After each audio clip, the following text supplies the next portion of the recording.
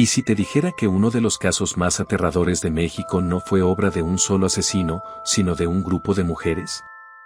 Entre 1945 y 1964, en nuestro país, existieron unas asesinas seriales conocidas como las Poquianchis. Lo que hicieron fue tan cruel, tan inhumano, que aún hoy cuesta creer que sea real. Quédate hasta el final, porque este caso no solo habla de crimen, habla de corrupción, silencio, miedo y horror real. Yo soy Román y esto es Un Mundo Inexplicable.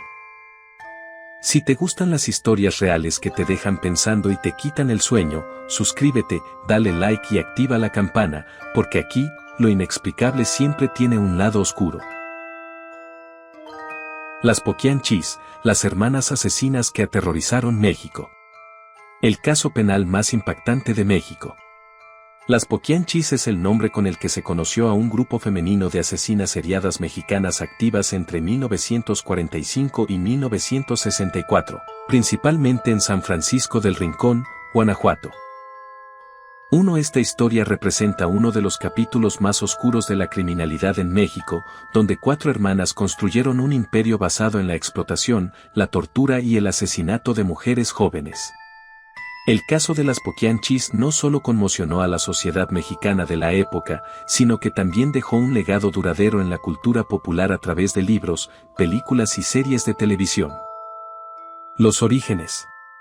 Las protagonistas de esta macabra historia fueron María Delfina González Valenzuela, 1912 a 17 de octubre de 1968, María del Carmen González Valenzuela, 1918 a 1949, María Luisa González Valenzuela, 1920 a 19 de noviembre de 1984, y María de Jesús González Valenzuela, 1924 a 1990. 4 hermanas originarias de El Salto, Jalisco, quienes entre 1945 y 1964 operaron una red criminal dedicada a la trata de personas, prostitución, tortura y asesinato. Delfina, conocida como la Poquianchis Mayor, era la líder indiscutible del grupo. Su carisma y ferocidad le permitieron mantener a sus hermanas bajo su control y dirigir con mano de hierro el negocio criminal. María del Carmen, la segunda hermana, falleció en 1949 víctima del cáncer que padecía, antes de que la justicia alcanzara al grupo. María Luisa y María de Jesús completaron el cuarteto de hermanas que sembrarían el terror en el centro de México durante casi 2 décadas. El modus operandi, un sistema de terror y muerte. El modus operandi de las Poquianchis era sistemático y brutal. Las víctimas, principalmente jóvenes de comunidades rurales y muchas de ellas menores de edad, fueron captadas a través de engaños o secuestros. Las hermanas las llevaban a sus burdeles prometiendo trabajos como empleadas domésticas. Una vez dentro de la red, las mujeres estaban obligadas a prostituirse bajo condiciones infrahumanas. Las mujeres que mostraban signos de anemia o enfermedades a causa de las condiciones precarias en las que vivían, o simplemente porque se habían hecho muy viejas para atraer a la clientela, eran asesinadas.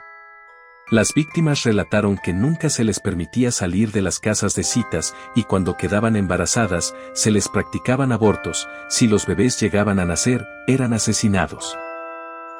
Según el testimonio de los sobrevivientes, las Poquianchis también eliminaron a aquellas trabajadoras que consideraban inservibles, enterrándolas vivas en un cementerio clandestino localizado en el poblado de San Ángel, en Purísima del Rincón.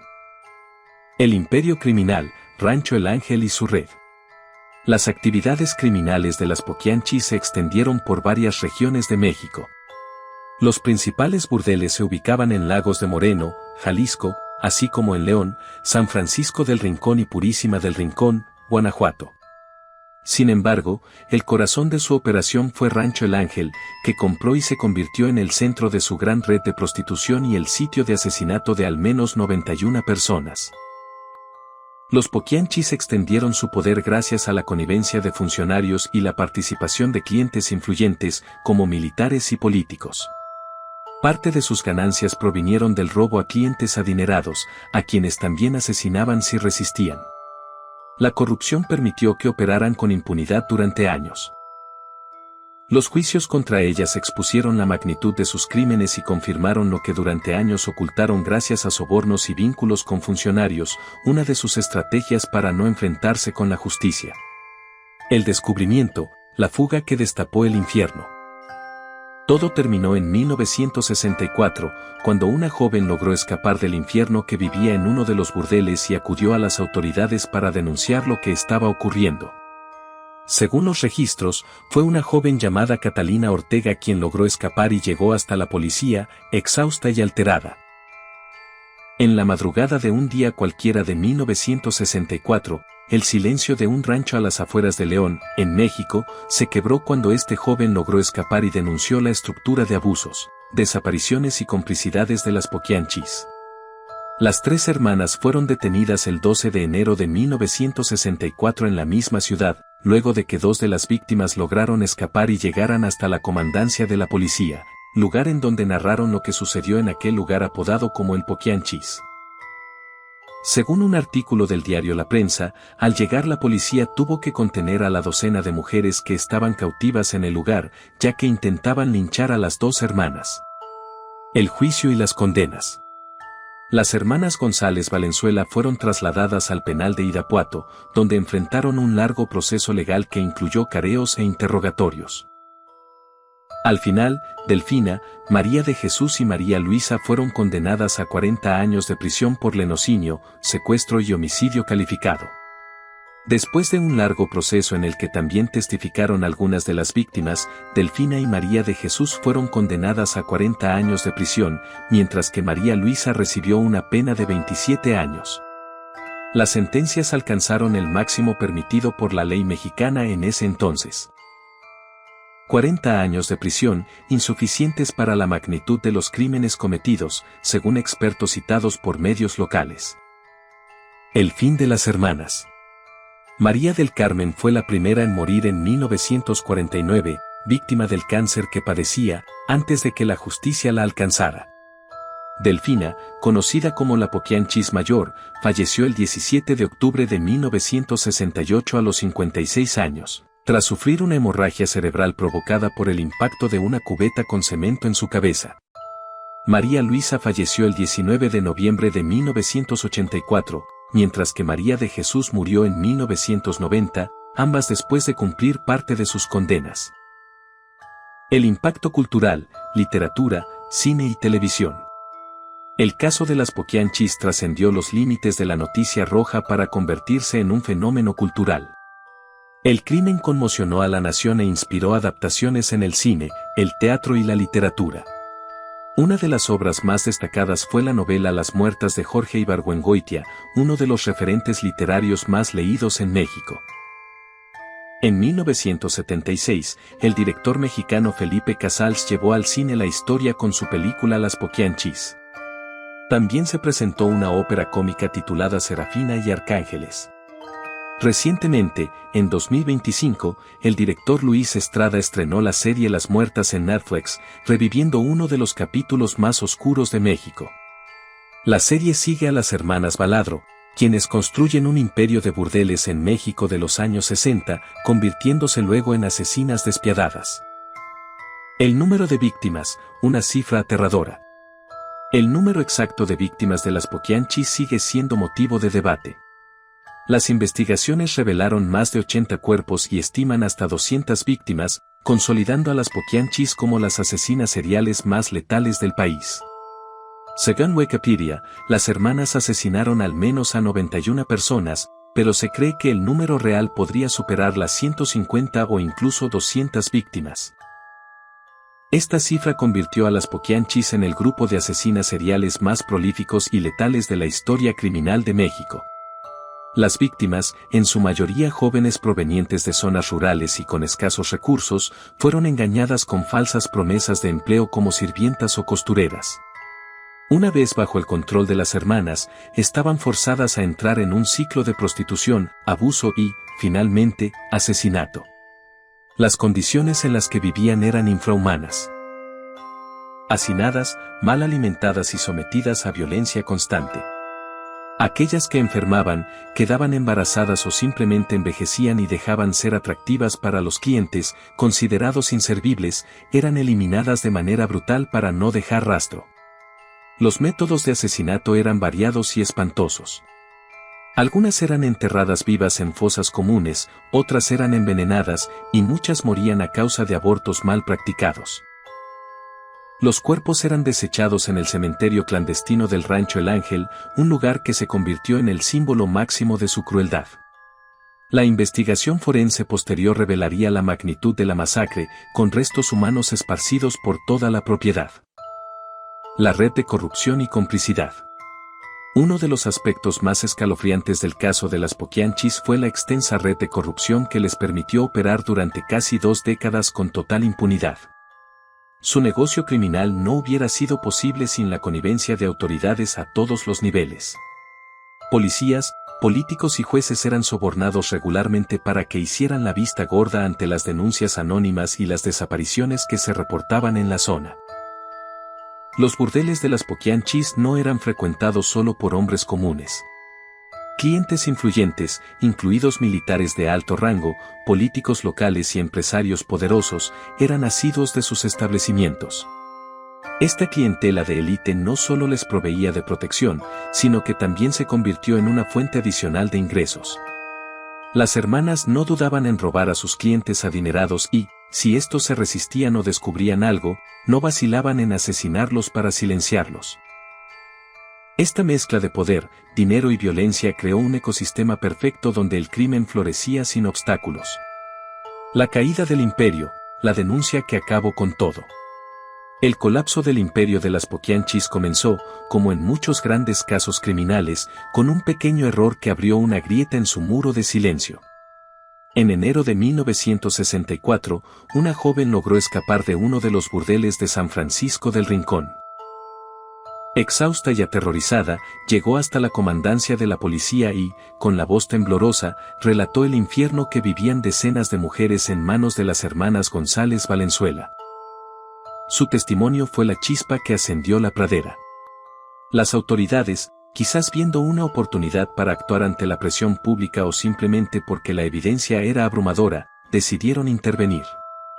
El 12 de enero de 1964, una fuerza policial irrumpió en los burdeles de las hermanas. Lo que encontraron superó cualquier pesadilla. Decenas de mujeres, algunas ni apenas adolescentes, fueron liberadas. En el Rancho El Ángel, los agentes descubrieron el cementerio clandestino, con restos humanos y fosas recientes que confirmaron los peores temores. Durante el operativo, el caos se apoderó de las instalaciones. Las mujeres recién liberadas, en un arrebato de rabia y dolor, intentaron linchar a Delfina, María de Jesús y María Luisa. La policía tuvo que intervenir para salvarles la vida y poder llevarlas a la justicia. El escándalo era tan grande que ya no había forma de encubrirlo. El país entero se horrorizaba al descubrir la historia que se había gestado a plena luz del día durante casi 20 años. El juicio del siglo. El juicio contra las Poquianchis se convirtió en un evento nacional. Los medios de comunicación seguían cada detalle y la opinión pública pedía a gritos el castigo más severo para las hermanas. El proceso judicial se desarrolló en un ambiente de tensión y morbo. Los testimonios de los sobrevivientes, que relataban en detalle las torturas, violaciones y asesinatos, conmocionaron a todos.